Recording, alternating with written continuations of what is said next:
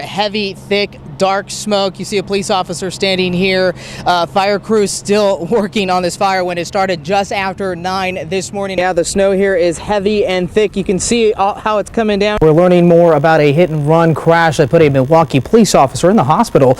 We're told Officer Frank Vertoshnik had surgery Friday. We are at Underwood and Harmony by Fire Station 1. Right here you see the sheriff's squad car. There is an armed sheriff's deputy on the other side of that vehicle. A family struggling to overcome a terrible tragedy gets the holiday gift it never expected. Andy Scholes shares this heartwarming story from Waukesha County. Staff here at Wildlife and Needs Center says that someone moved this cage. You can see the line where they moved it from, right here in the dirt.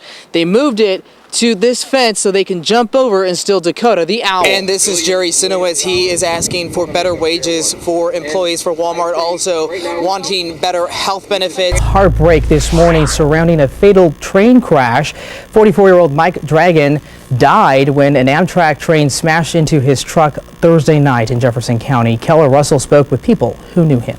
Well, Shelley and Charles, Christmas Mass no doubt is a highlight for many parishioners here. So when they arrived here early this morning, they saw this note that it had been canceled. But I can feel it already. I think I'm an old man, so I feel it in my bones. It's approaching. You can feel that low pressure moving on in. And this happened just before 2 this morning. The car went into the water off the launch. Police won't talk about the specifics of what happened, but we do know a woman was hit at Farwell and North, and the mall is keeping shoppers here. You can either get a mini makeover, or over here you have a back massage. How does it feel, ma'am? Feeling really good. I heard her screaming, saying her baby, her baby. Marjay Parker Goodman can't imagine her neighbor's grief as a fire ripped through their apartment. By the time we came out here, the police was out here, and she was gone. The baby was gone. The fire so intense at the Northwood Apartments on MLK and Wright, residents had no time to react. Barbara Kelly's daughter lives across the way and escaped through the window with her son and fiance.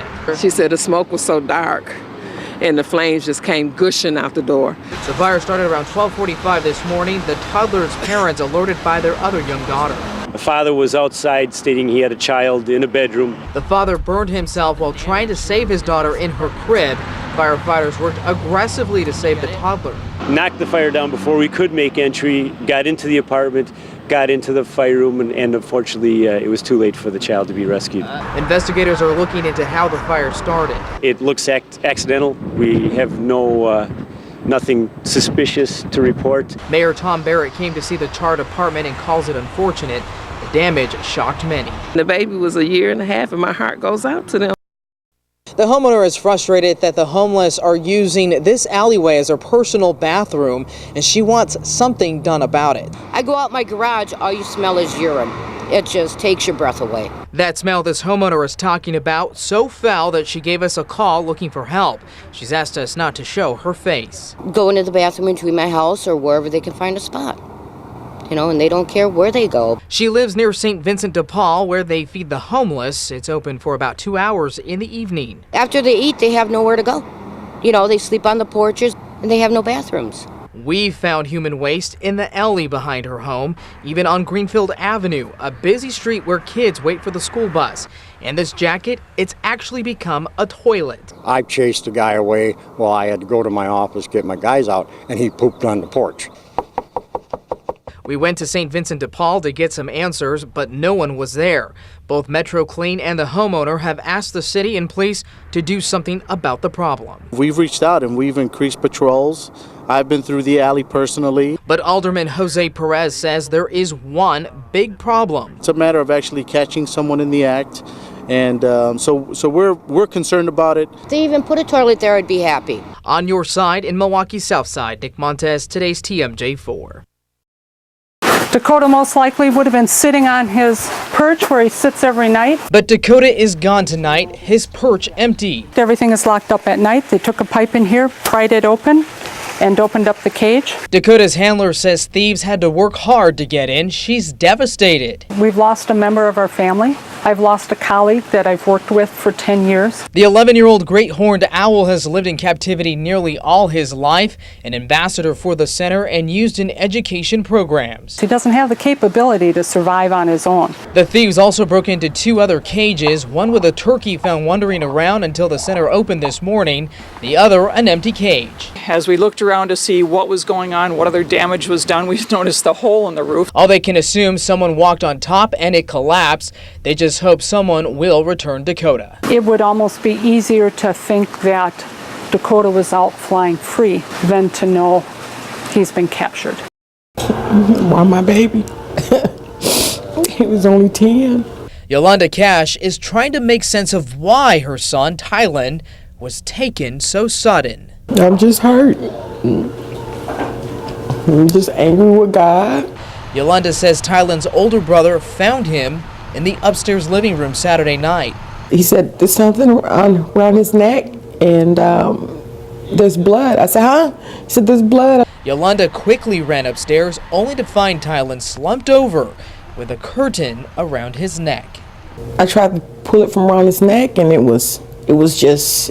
couldn't pull it. I just yanked the whole curtain down. Images of her son she now can't get out of her mind. Blood coming from his mouth and he was foaming and he was vomiting, but he never came to. Milwaukee police told TMJ4 early Sunday morning the 10-year-old committed suicide, but Tylen's dad thinks otherwise. It wasn't a suicide because he was just too happy. He had no reason to commit suicide. Enzi Curtis believes it's a tragic accident. I think it was just a game he was playing and it got out of hand with just him by himself. Tylen's parents say he's played the choking game before, and they warned him. And I told him, I said, honey, that's dangerous. You shouldn't do that. But Tylen's parents say he always lived in the moment. He loved going to school at Hope Christian School Prima and asked questions about God. Yolanda does find some peace in that thought, but she still wants answers. I still want to know why. I still want to know exactly what happened. Water pumps are running at Ron Kentop's home, going on nearly 40 hours after his basement flooded from the recent storm. I'm estimating roughly 5 feet high right here. And now it's not even, the floor is just wet. The floor is damp right now. Ron acted quickly, removing items from the basement once water seeped in Wednesday evening. Well, I had a lot of loose stuff down here, like an exercise bicycle and things like that, coolers. The water was so bad, it moved things like his heavy refrigerator. The water was in here, it just disconnected it and everything else, and it was floating down here. Ron's new furnace destroyed. Electricity to half his home out. He has his work cut out this weekend. I have to squeegee the water off of the floor and get that out of here and then get that dried out. Ron's neighbors were also affected by the flood. You see some cleaning items here, and of course, they're getting rid of this mattress. This is Ron's 7th time dealing with the flood in the 28 years he's lived in his home. Even after that many times, it's still scary. My wife is a nervous wreck. She can't handle it. And Ron tells me this may be his last time cleaning up after a storm. He and his wife are considering moving. On your side in Oshkosh, Nick Montes for today's TMJ4.